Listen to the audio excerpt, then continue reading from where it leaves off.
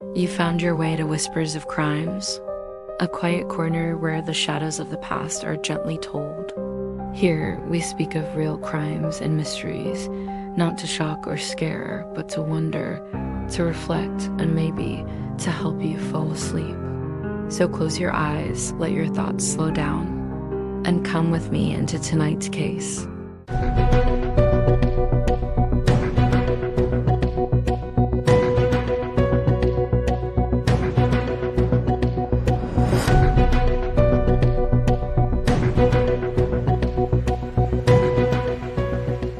In the heart of East London, 4 young men vanished, found dead near the same churchyard, each with a deadly dose of GHB in their system.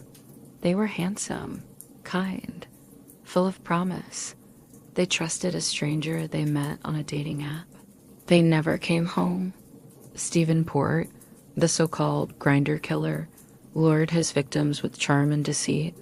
What followed was a chilling spree of drug-facilitated murders, staged suicide notes, and one of the UK's most devastating policing failures.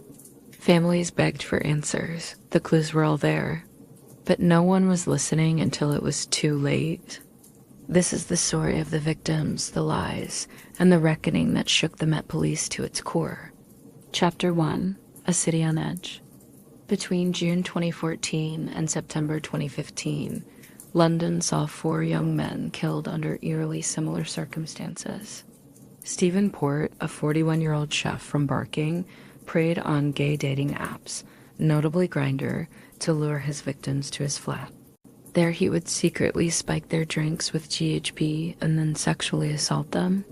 As prosecutors told jurors, Port's modus operandi was to arrange meetings on apps, then administer sometimes lethal overdoses of GHB. When finally convicted in November 2016, the judge branded Port wicked and monstrous and imposed a whole life sentence without parole. All 4 victims, Anthony Walgate, Gabriel Cavari, Daniel Whitworth, and Jack Taylor, were found dumped near his Barking flat after being drugged into unconsciousness. Investigators later found that each had been given fatal doses of GHB. The bodies of 2 were discovered in a churchyard near Port's home, a third nearby, and the first, Anthony Walgate, outside his own flat. To onlookers at the time, it seemed a series of tragic accidents, not one serial killer. The Metropolitan Police initially treated each death in isolation, never linking them despite these striking similarities. As one report noted, 3 victims had been dumped in St. Margaret's churchyard, and all had been drugged with GHB, yet no connection was made. It would take years of probing and eventually a full public inquest to uncover how Port remained at large while police scrambled. Chapter 2: Anthony Walgate, A Life Unfulfilled. Anthony Walgate was the first to fall. A 23-year-old fashion design student from Hull, he had come to London to study and dreamed of success. His mother described him as clever, funny, and talented, a young man destined to be a famous fashion designer. Anthony occasionally worked as an escort, exercising caution by keeping detailed notes of each client. Friends said he was choosy about his assignments. On the night of the 17th of June 2014, he made plans with a client for an all-night meeting, a £800 job that Anthony recorded for safety. Unbeknownst to him, Stephen Port had contacted him under a false name and had no intention of paying. Anthony arrived at Barking railway station in the evening and left with Port. He was never seen alive again. The next morning, after Port apparently panicked, Anthony's body was found collapsed outside Port's flat in Cook Street. Paramedics pronounced a suspected overdose. Port later claimed Anthony had slipped away and died alone, but the evidence told a darker story. Police later played Port's 999 call to the jury. He had denied knowing Anthony, saying the collapsed man was a stranger. In truth, Port had spiked Anthony's drink.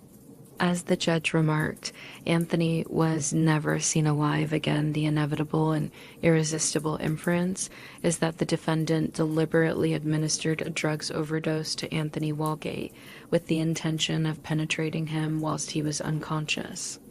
Anthony's family were devastated. Friends recalled that Anthony had even told one friend of the meeting, "In case I get killed." Port returned to work the next day as if nothing had happened. In the police investigation, Port initially lied about finding the body and was later convicted for perverting the course of justice. By then he was free on license, evading suspicion of murder. Anthony's mother later vented her frustration at the police. 9 months after his death, she told a local paper she had been given no information about why Port had been arrested. She felt every clue had been missed. Chapter 3, Gabriel Kovari, Dreams from Slovakia. Gabriel Kovari, 22, had come to London from Slovakia seeking freedom. He had felt life back home was conservative and intolerant, and in London briefly worked in a shop before deciding to move on. A talented and gentle soul, Gabriel dreamed of being an artist. His family described him as full of love and care for others, and a very inquisitive and special child, gifted in arts. In late August 2014, Gabriel moved into the flat above Port's, believing he was starting a new chapter. Just days after moving in, on the 25th of August 2014, Gabriel vanished. Port told a friend that Gabriel had suddenly left, adding implausible details as he went. Gabriel's brother in Slovakia later shared Gabriel's final message.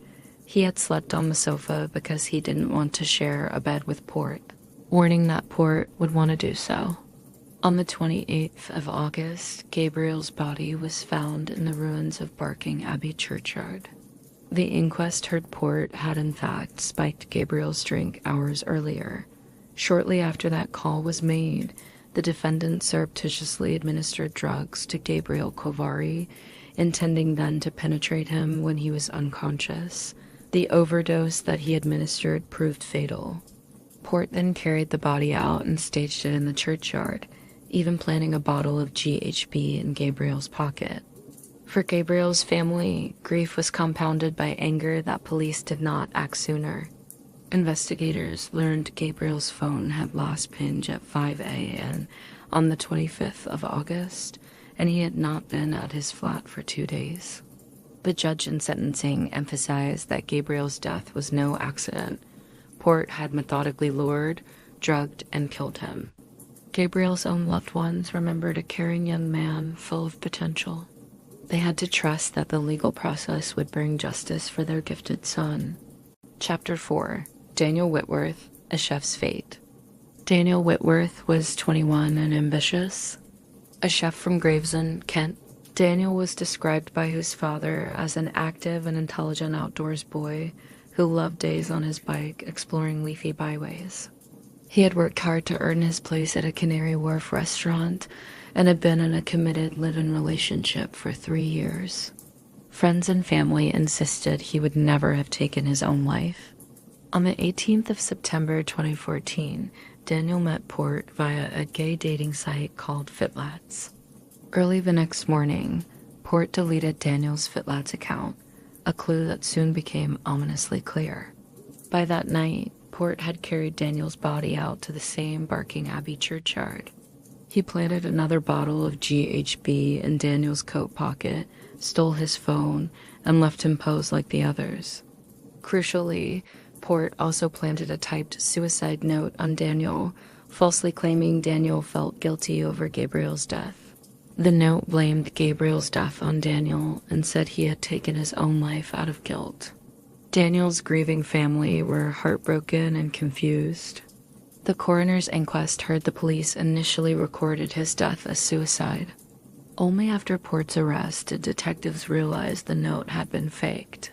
In the words of one police contact, the note was the most elaborate lie Port created to mislead investigators.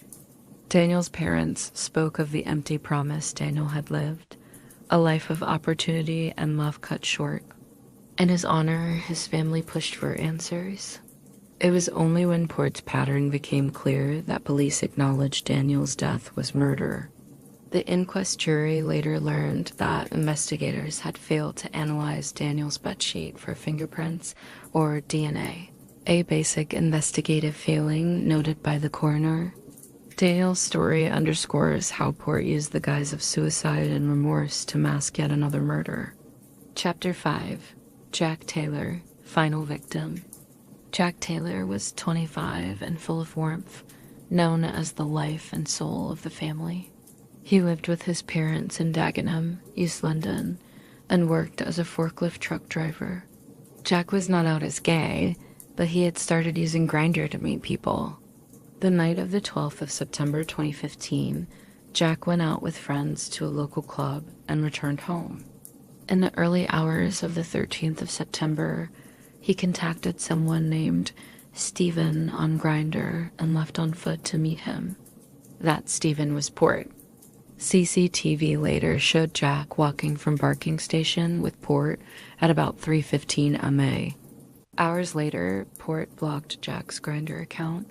The inevitable conclusion, Jack was already dead by then. Port even texted Jack's flatmate to delay coming home, ensuring his body wouldn't be found. That night, Port took Jack's body to the churchyard, positioned him, and again planted GHB and other items to make the scene appear incongruous. When Jack's father learned of his death, police bluntly told him, "He's dead," causing his mother to wail in shock. At first, officers told the family Jack's death was not suspicious and likely a drug overdose, a conclusion Jack's relatives fiercely denied, insisting Jack never took drugs. Jack's family searched desperately for answers, combing his social media and contacts.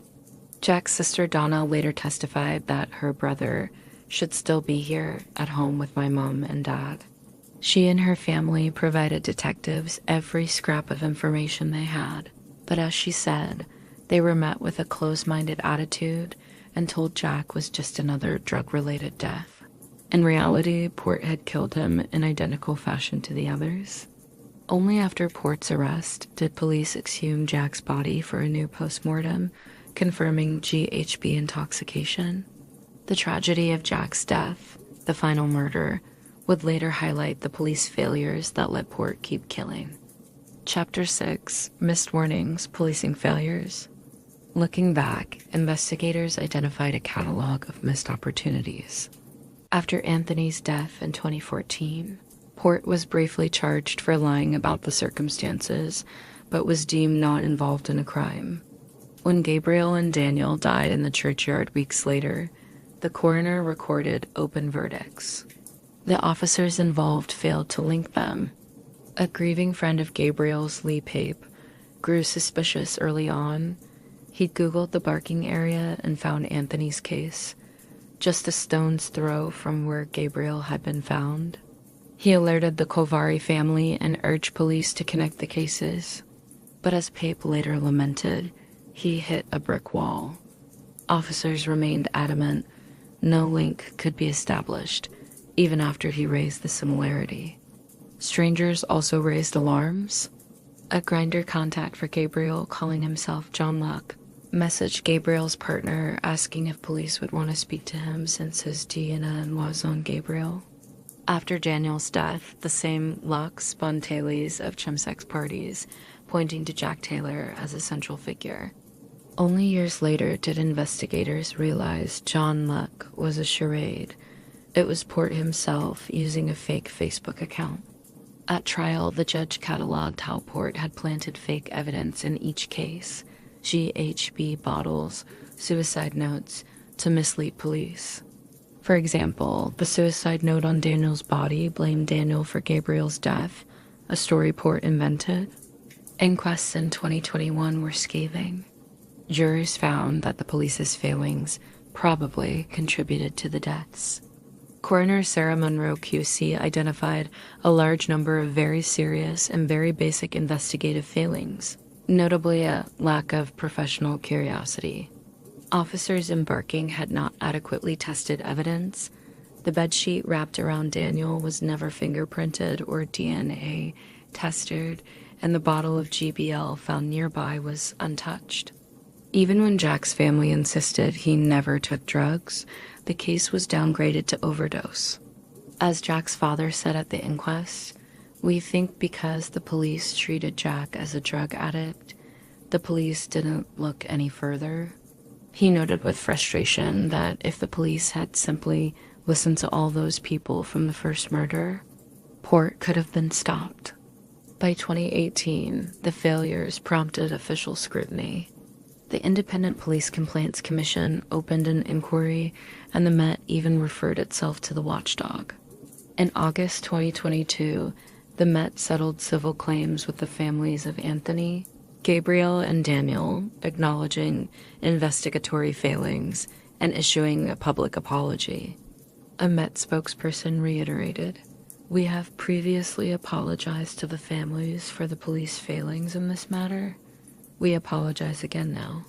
Training reforms followed.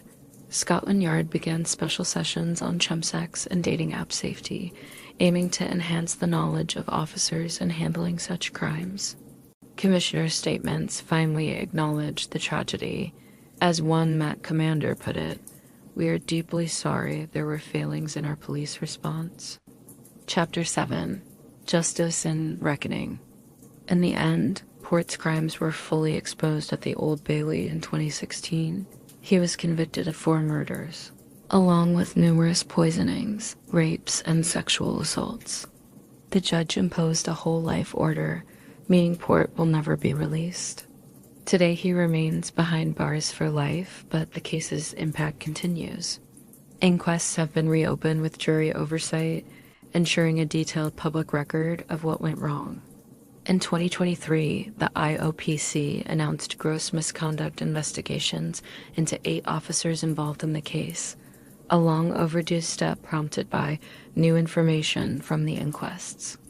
The victims' families, having fought for answers over many years, cautiously welcomed these developments.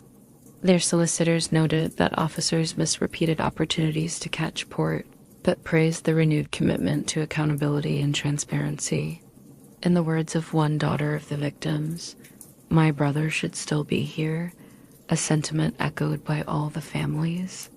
Stephen Port's case forced a stark reckoning in London's policing of LGBTQ communities and date rape drug crimes. It highlighted how prejudice and complacency can allow a serial predator to hide in plain sight. Today, the Met vows to work hard to ensure the service we provide is better, and to honor the memory of Anthony, Gabriel, Daniel, and Jack by never forgetting the lessons of this tragedy. That's all for tonight's story. Another thread in the web of true crime, quietly unraveling as the night goes on. If you're still with me, thanks for listening. And if sleep has already taken you, may your dreams be peaceful and your mind at ease. I'll be here next time by the fire with another story waiting to be told. Good night, and don't forget to lock your doors.